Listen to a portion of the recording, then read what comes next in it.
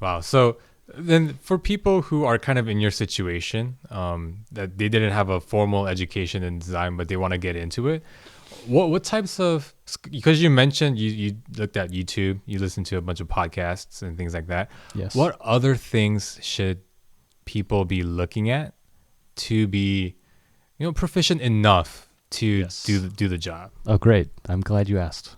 Okay, so if you don't have a graphic design education, but you want to be a designer, there is a YouTube channel called The Future without the E at the end. Okay.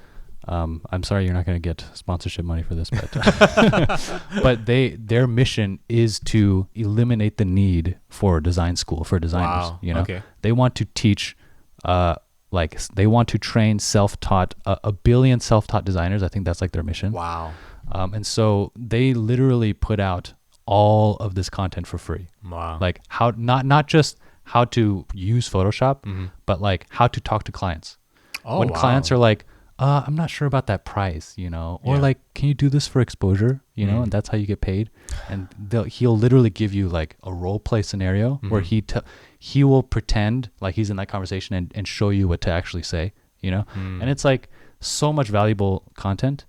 And that's one thing, but another thing is there's so many Instagram accounts now that there are so many talented designers, and I think that in order for you to create great art, you must consume great art.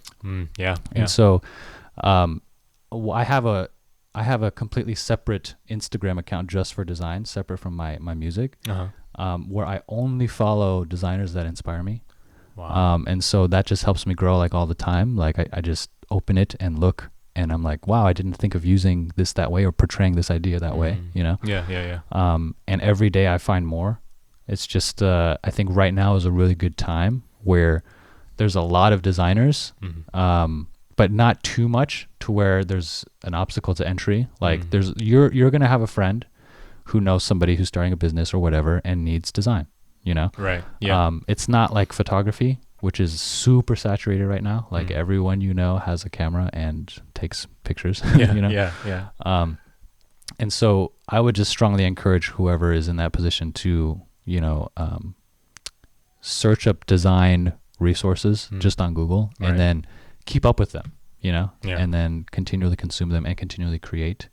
I would say like try to create something every day, and then that'll, or take something that inspires you, a piece that inspires you, and try to completely replicate it. That'll teach you the technical skills that you need to be able to produce something like that. Oh, wow. You know what I'm saying? That's good. Even with music, even with just whatever, like a podcast, like being able to, if you try to replicate the quality of the audio of like NPR, then you're going to learn how to do it. Right. You know what I'm saying? It'll make you better. So Yeah. I think that's, I need to do that. I haven't done that. I mean, I think yours is pretty good compared to many podcasts I've heard. Like I'm willing to listen to yours. You know what I'm saying? Like there's a lot of podcasts that like I just really love the people that are hosting, but I just can't stand the quality of the audio, especially because when I'm driving, the highway is like really loud. Yeah. And it's just, I want a comfortable listening experience. That's true. Yeah. So one thing I know, when I first started podcasting, I had an issue with sound consistency. Yeah. Like So- volume. Yeah, right. So it would be like my intro would be super loud, but the main part of the podcast is super low, and then like there would be random spikes here and there. And I didn't realize, but if you're if you're driving and you're listening to that, it's so annoying because you're constantly having to Right. change the dial. And especially for my car, like I don't have a knob, I have buttons. Oh, So I just gotta be like, and it's right. Yeah. Okay, so what software do you use mostly to do your design work? Is it just Photoshop? it depends on the type of work, but there's three that I use every day, Okay. which is Photoshop, Illustrator, and InDesign. They're all made by Adobe. Okay, Photoshop is like for manipulating photos, right, and Illustrator is for like vector work, which is like logos and stuff like that. right. And then InDesign is really good for anything that requires a lot of text, so like magazines, Oh, books, I see. things like that. Oh, okay. So for any aspiring designers, graphic designers out there, first they should go out, check out Future Yes. YouTube channel. The Future, YouTube channel. Yeah, the Future without the E. Yeah, that's at the right. end of Future. Yes. Look them up, kind of get to know that. follow some designers that inspire you so that you can be kind of in the design field. Yes. Right. And Yes. you got to be proficient at those three things, right? Would you say that those are kind of the three representative software that you should? Yeah, I think so. I think you need to be proficient in those programs at the very least, or programs like them. There are alternatives to them now these days that are cheaper. But that's just half of it, I think. Like the technical skill is a part of it, but the other thing that you need to know is like the principles of design. Yeah.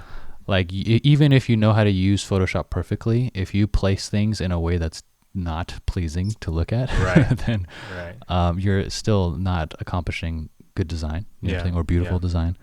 And so I think there are many books on that stuff. There's a lot of free resources, like look up the basic principles of design, and look up grid systems. I would look up typography, typeface design, color theory, things like that. Yeah. There's a lot of Instagrammers who are teaching on that as well on their Instagram. So just everything is out there, you know what I'm saying? Yeah. You just gotta find it. That's a good point, because just because you know the program doesn't mean that you're good at whatever it is you're trying to accomplish. So I work for a consulting firm, and our boss always says, you know, my daughter can learn AutoCAD and build a bridge, but I would never drive over it. Right. Because Yeah, she doesn't know the principles of actually designing a bridge. Right.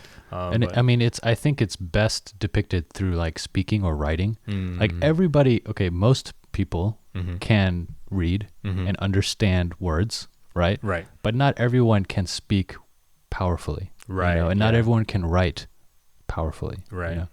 So I think learning that side of it is just as important, if not more important, than learning the technical tools. You know what I'm saying?